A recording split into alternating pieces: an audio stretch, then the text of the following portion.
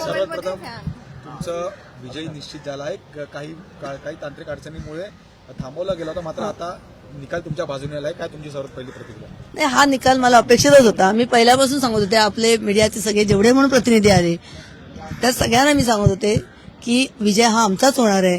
कारण मतदारांनी पुन्हा एकदा माझ्यावर विश्वास दाखवलाय आणि त्याहीपेक्षा ठाकरे बंधूंवर विश्वास दाखवलेला आहे.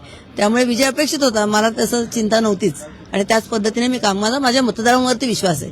विकासाचं राजकारण तुम्हाला कामात आलं असं वाटतं? विकासाचं राजकारण नाही आहे ना, विकासाचं राजकारण आहेच.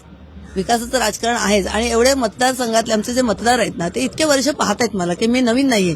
त्यामुळे मी मतदारसंघाचा विकास करणार. मी तर अख्ख्या मुंबई शहराची महापौर माननीय उद्धवजींनी बाळासाहेबांच्या आशीर्वादाने झाले, तर त्यावेळेला त्यांनी अख्ख्या मुंबई शहराचं काम माझं पाहिलंय. मी कसं करू शकते, काय करते. तर त्यामुळे मतदारांचा विश्वास होता. मग ते कुठेही असेल, इथे असेल, अंतरपिल्ला असेल, कुठेही असेल.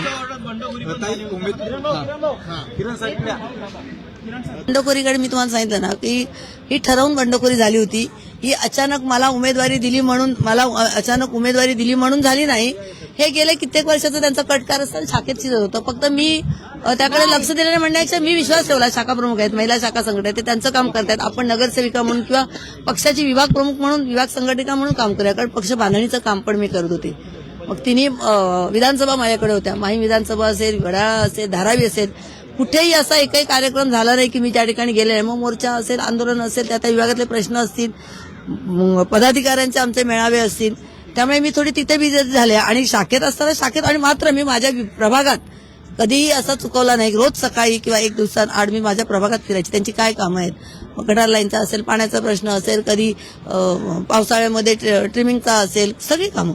बंडखोरी झाली होती तुमच्या मतदारसंघामध्ये, तुमच्या प्रभागामध्ये. पर्यटन कार्यक्रम झाला असं वाटतं? तो आता केलाच ना, मतदारांनी केला आणि तुम्ही पण केलात. धनशक्ती विरुद्ध शिवशक्ती. हा, तुम्हाला मिळाली असं तुमचा पराभव आणखी? हो, विजय मोठा झाला. विजय नाही, ती जी मतं मिळाली ती शिवसेनेचीच मिळाली ना.